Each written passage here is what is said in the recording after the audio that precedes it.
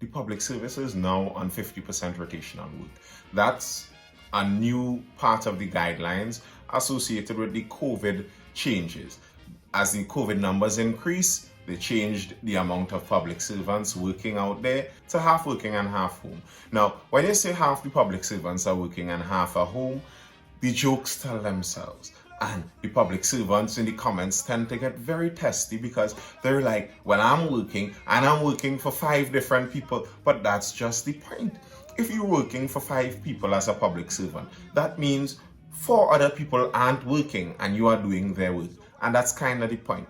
Oftentimes when you criticize public servants and the work, the good workers out there are quick to step in and defend it. And to be fair, you may be right, you may be a very good worker and our tax money isn't wasted on you. But you are not the only public servant there is. And I'm sure, in fact, I know because I happen to know some public servants, all of them would tell you that they are personally aware and have their very own stories of the mismanagement and general inefficiency of the public service.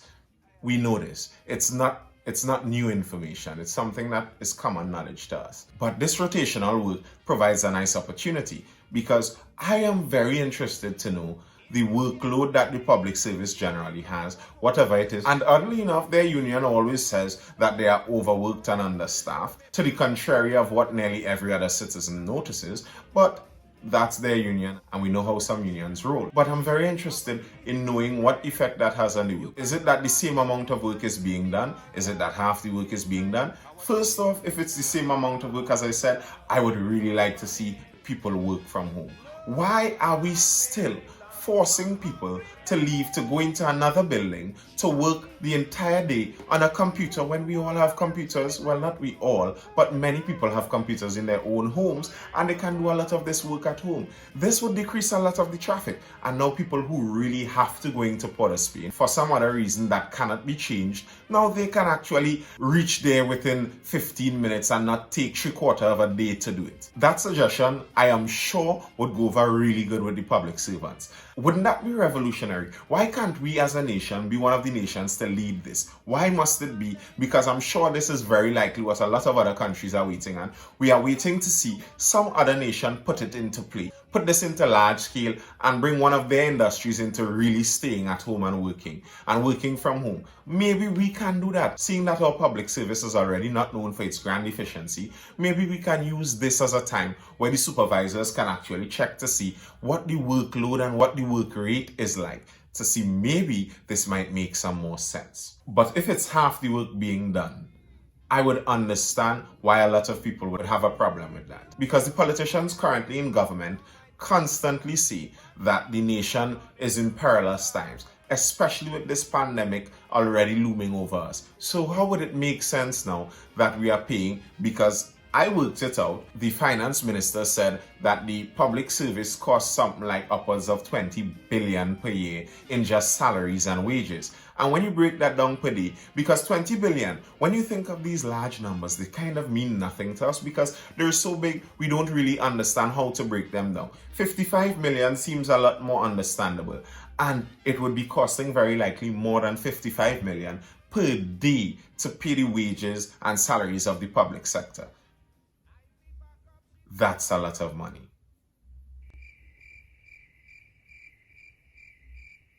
Hey, if you're liking what you're hearing, leave a like. If you don't, well, leave a comment telling me what exactly you didn't like. If you reached to the end of the video, leave a comment also. Tell me what exactly you liked about the video. Tell me where you thought I may have gone wrong. Give me some new information. Let's have a nice discussion on it. Let's build each other's knowledge. Subscribe because new videos are coming as soon as possible. And today, it's possible now. 55 million. That's a lot of money per day. And when you think about that, I am sure that a lot of people are thinking there must be a more efficient use of money. Because what exactly do we get from the public service and the public sector? Okay, there's a lot that we do get, but it's very difficult to actually get a real good measure on it, to know if the amount of money we spend is actually making sense, if it's giving us worth for value, if it's enough value for our money put out.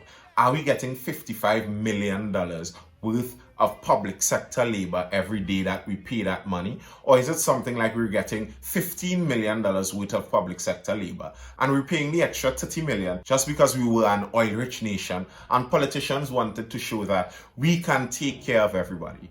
Many people ask, what is the solution to that matter? Really, I don't have a solution that solves all, but the solution that I can think of is innovation. When I look, especially through this pandemic, and you look around the landscape of this country, you're seeing a lot of people getting very innovative. People who may have had other jobs that no longer are as safe as they used to be. And public servants, I think, should be thinking along this line. In the 1980s, when the IMF stepped in because we were in trouble, we didn't have enough money to run our budget, and the IMF had to step in, give us a loan. And when the IMF gives you a loan, they don't give you a loan just unconditional because they love you. They give you a loan and tell you what you need to do to make sure you can pay back the loan. And one of the things that needed to happen was the public sector wages had to be cut. And some of the other public sector goodies also had to be cut. And in referencing what led up to the coup, some of this discontent that was created by tampering with this public service created the atmosphere that led to the discontentment that allowed many people to be convinced into something as ridiculous as an attempted coup in Trinidad. The public service and the public sector as a whole continues as one of those legacies of Trinidad of old, where we like the government to give us stuff. And we have a really strong sense of entitlement to the stuff that the government gives us. And it's not fully wrong, because we are entitled to what the government gives us because the government is run on our money.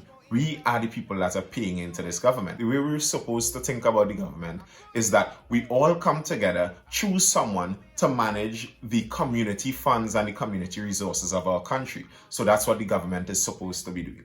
Now, when I want someone managing my community resources, I don't want them taking it all and redistributing it as they see fit, or bring a lot of people into them, give them some nondescript work, and tell them we would pay your salaries till you die.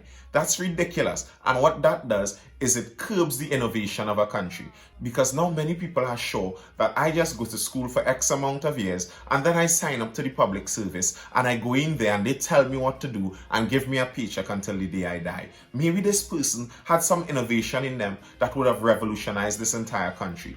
Look at some of the industries that are being created without any government help. Online schooling is booming in Trinidad now. We may rightfully call ourselves a pioneer in online schooling in the Caribbean. Uber came, they left. The conditions of that entire thing may be suspicious, but the fact is our own local entrepreneurs are now fitting that bill and filling the gap left by Uber. And there are people running online taxi services. There's no government subvention for these things. It's innovation into markets where people knew there's a missing gap here, and maybe they could fill it. And maybe that's what we want of our public servants. Many of the ideas that I see regarding public service tend to always link to something to do with private. A lot of people get worried when you speak of privatization because they're worried about some massive business or corporation coming in and taking away all the goods that may have been shared up much more equitably before. And when I think of privatization, that's not necessarily what I'm thinking about. I'm thinking about finding ways that each person's labor, each person's innovation is attached to their value. So if I am able to create something of value through my own innovation, I am not just given the same public servant billing as everyone else. That maybe we should be trying to work on these unique innovations. I'm not sure exactly where the quote actually is. It's attributed to many different people. I hear some people say Einstein, but I'm pretty sure it's not. I think it may have been just started online. It said the definition of insanity is doing something over and over and expecting a different result. Now, if our country continues pouring exorbitant sums of money into an industry where the workers must depend on their own internal sense of morality to govern how efficient they do their jobs, that's unsustainable. And on top of this unsustainability, we see that it seems like government that comes and government that goes, their promise is that we will fire no public servant. We will hire more public servants because they understand that the country has an immature mentality when they think about this style of work. And we think that how a country should run is they should take care of us and give us more jobs. We don't want that. I do not want any political party promising to me that they are just going to hire more public servants, that they are going to make sure all public servants have secure jobs.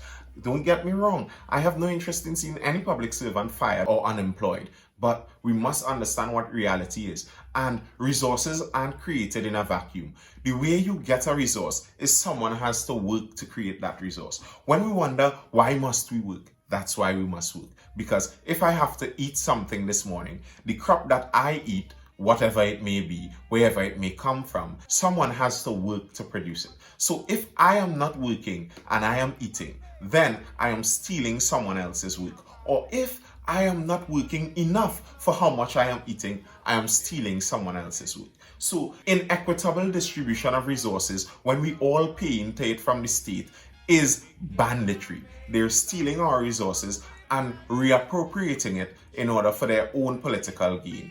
And we have to understand that sometimes the gimme attitude, as we call it in our local politics, is what allows them to abuse us in this way.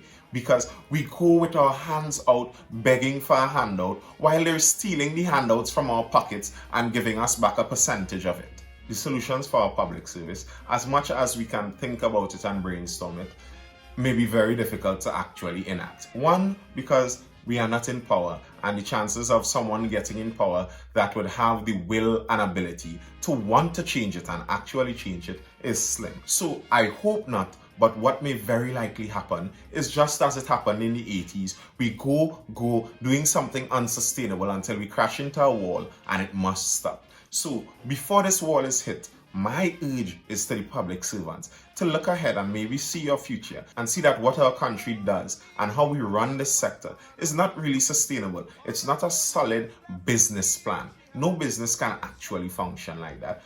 If I open a corner shop, a village parlor, a mini mart on the corner, and I hire 50 cashiers to cash for me, and I say, okay, grand, I'm going to pay them $3,000 a month. That's a beautiful idea, but people must be buying my goods at somewhere above 50 times $3,000 a month in order for me to pay them that amount. And I don't think in Trinidad we are making that much money right now. And even if we were making that much money, to pay an industry to do inefficient work is to waste resources. And the wastage of our resources may be what has us in some of the more dangerous positions in the first place. We still are one of the wealthier nations. We have natural resources. But when you waste these natural resources, even if you waste it in the name of help, we don't get it back. Our natural resources are unrenewable. There's a limited time span in which we have them. So doesn't it make sense that we maximize the efficiency of their use when we do have them? Create an innovative country in such a way that should they run out, or should it be unfeasible for us to continue getting these resources, that we can still function economically. Thinking through some of these things and acting in a manner that can actually help our country requires a certain level of selflessness that a lot of people would not have. If you're currently in a position where you're collecting enough money to live comfortably, but you know that by collecting the sum of money you are collecting, the entire country may not function well afterwards, are you honest enough or selfless enough to do something to try and change that, even though that may make things a bit more difficult for you? The unity required to build a successful nation requires some level of selflessness. And that is what is sometimes leaned towards when we think about patriotism. That's what we're thinking about. We're thinking about the selfless acts that may actually help our entire country to rise. And as I often say, our country rising means that we benefit and we have interest in that also. It means that our entire people may rise. But are we selfless enough to look away from our instant benefit and hope for the benefit of all of our citizens in the long run? I hope so. That's all for now. See you in the next video.